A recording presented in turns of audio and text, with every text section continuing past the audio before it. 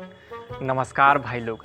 आज के कविता ब्याह करल भाई लोग के ऊपर बा, जौन अपन मेहरी के वश में नहीं कर पौले बल्कि खुद में हरिये के वश में हो गइल बा। तब भाई लोग वीडियो शुरू करल जाओ। नया में रहली 9 दिन, पुराने में कैली 6 दिन, देहिया हमार गतर गतर टुराइल बा। का कहिए भाई, मेहरारू भइल डाइन बा। मीठ मीठ बात करके बड़ा भरमौली, सूखल रोटी गजबे खियौली। अभी ले याद बा उ जमाना, खीसी फरले रहे ओढ़ना बिछौना। चप्पल से ज़्यादा बढ़नी से धोवाइल बा। का कहिए भाई, मेहरारू भइल डाइन बा। धाक तो जमावेली ऐसन कि कुछू ना बुझाए, साँच बतिया पे भी आँख देखावे।